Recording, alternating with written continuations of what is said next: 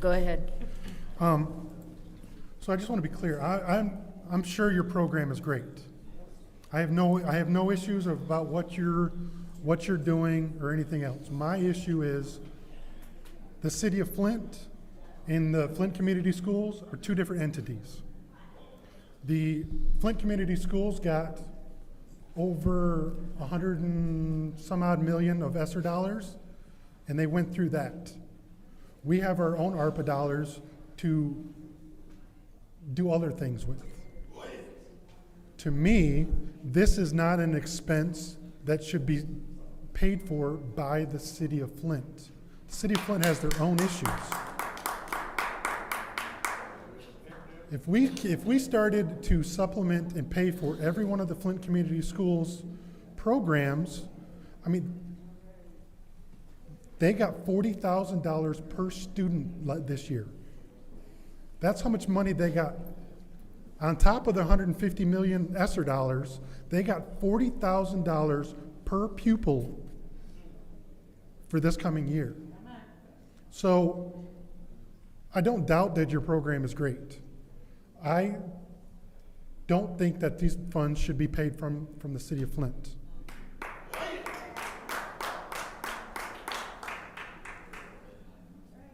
The thing that my colleague says is, how have you been funded for the previous 3 years? How are you going to be funded next year?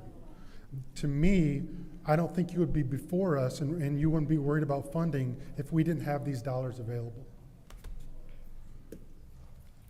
And because we have these dollars available, that's the only reason you're before us, and not necessarily you don't need these dollars necessarily to continue your program. I have no doubt that your program will continue with or without these dollars based on your previous years and the amount of money that other donors have given you. I believe that you said last time Mott was funding you.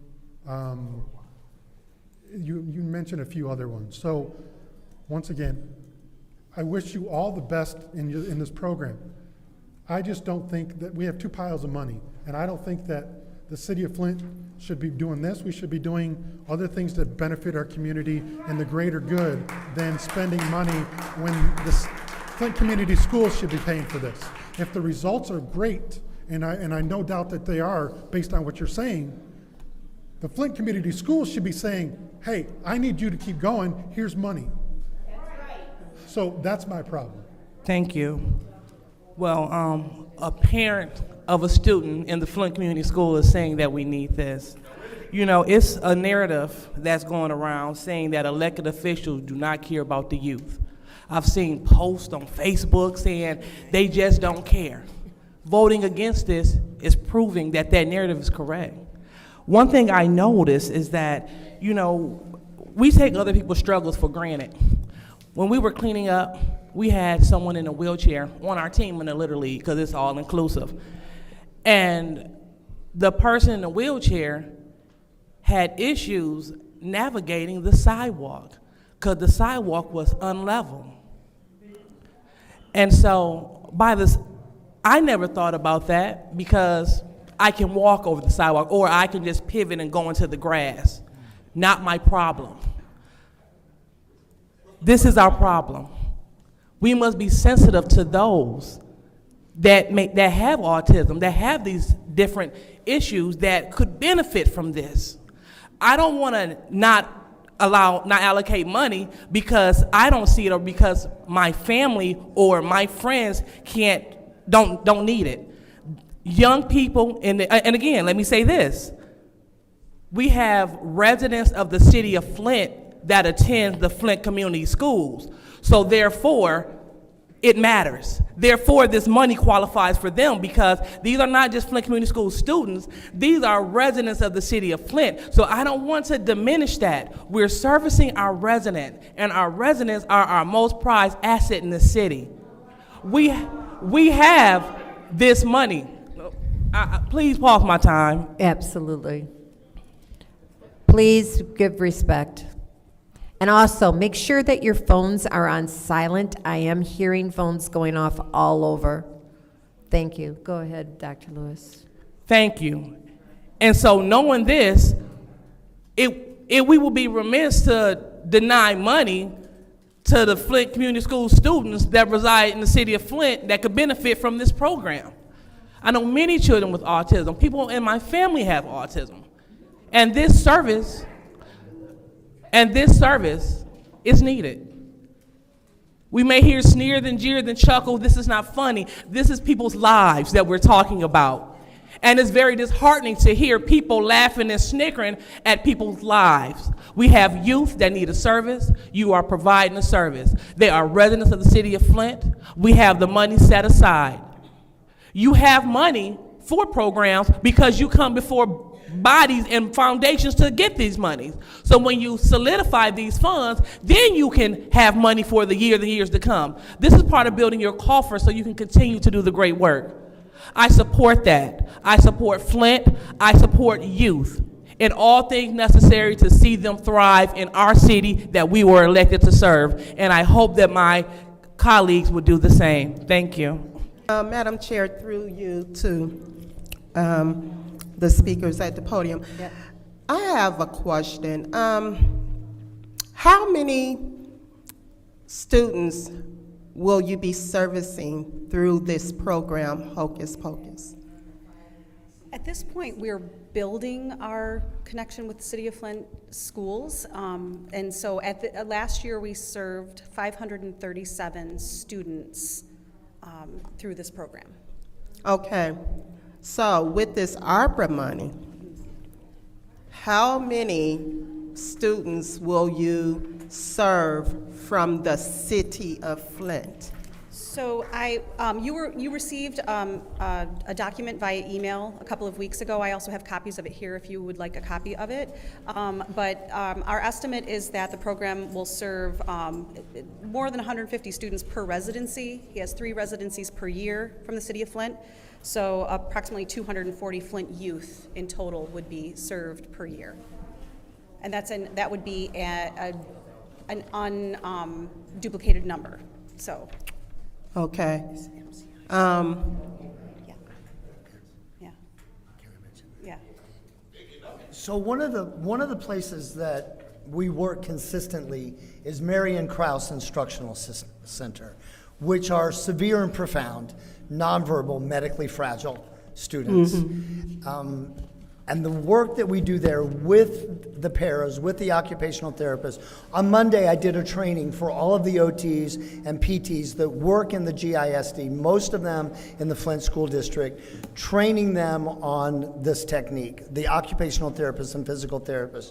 But at MCIC alone, I work with 300 students there, 250 students at Elmer Knopf. Last year, when I was here with DTM, I did every student in the school, not just those students in the special education classrooms. That was 650 students I had the opportunity to touch in 2 days in Flint. So this funding also gives us the opportunity. This time was my first time in Eisenhower. And oh my gosh, the principal, Mr. Thomas, came up afterwards and he was like, I have never seen our special education students so engaged in learning, so excited about learning. So we're expanding within the Flint community schools. Did you, well, I'm running out of time. I'll save. Real quick, so you say you serve 530 students and about 250 of them are Flint, correct? So 537 students total last year. Keep in mind that he is going into small groups, special education classrooms. Okay. For the most part, he's serving like 8 to 15 students, maybe even fewer sometimes, depending on their needs. But no, that's the estimate I'm giving you is approximately at least 240 Flint youth, Okay. Flint residents. What other communities do you serve?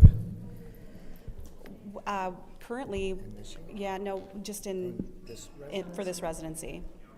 Genesee County. So you serve Grand Blanc, Yes. Fenton, Yes. Burton, Flushing, MCIC. Kersley.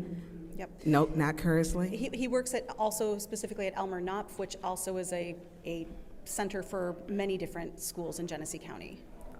Okay, so one of my concerns, I know some of my colleagues were they were sticklers on not, if you served other communities, and they denied funding for St. Mark's because they fed people in other communities. So I don't know if they're going to hear the support from this now, because if children need it, and people learn what we call the multiple intelligence. People may learn from rhyming, seeing their visual, touch, the different sensories. But I do know my colleagues have been very sticklers. They've been sticklers on, if your organization just didn't serve Flint, they would not fund it. So, and played recordings. So I don't know, and I know special education and learning, people learn differently. The Flint Public Schools did receive more funds than we did. And I don't know, where does your other funding come from? It depends year to year, so Okay. we have, What is your budget each year? for this This program in program. particular. Yes. Yeah. I can get back with you with that information by the end of the day today. Okay. Yeah. Okay. All right. I know my time is, but I do, I listen to my colleagues very carefully, and most of us up here are parents, majority. And so that I think that even if we're not in agreement, it's not because your project isn't important. We're in budget time. And this budget we have some serious issues. And when we're saying to take money from this to another, and colleagues don't support any program outside of Flint, it would be really hypocritical if they decided to for yours. So I yield my time, Madam Chair. So I pretty much said everything that I felt was important to say in the first round. I do want to clarify that the stickler thing definitely was a couple of our colleagues, which was the reason a few of us also decided to be sticklers.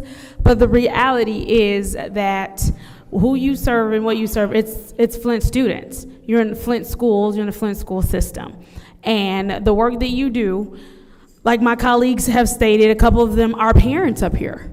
And so I think they completely understand what it is like to need to advocate for a child, specifically their child. I think they understand the need to have proper education, or at least give them a chance at good education. And so I would appeal and implore to them as parents who have had to advocate for children, as parents who understand what it's like to want your children to succeed regardless of any way that society might view them. I think that it's interesting that we're saying, how does this benefit the community in the long run, when I said the first time it benefits the community in the long run because we're not throwing people away. We are not denying them education. We're not denying them socialization. We're giving them an opportunity at a young age to learn how to interact with people, even though it's uncomfortable for them, and even though they have barriers to where when things are uncomfortable, it's harder for them to overcome. But if you start it now, you give them an opportunity as they go into junior high to not be thrown away. You give them an opportunity as they go into high school to not be thrown away. You give them an opportunity as they go into adulthood to not be thrown away. You give them an opportunity to have their humanity recognized.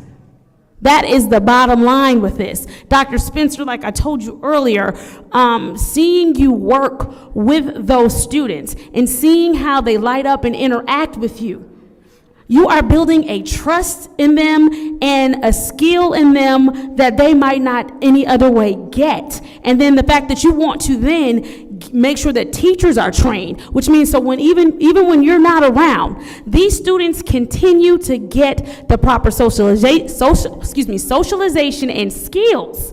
That means that 365 days, however many days they're in school, because they're not in school that much.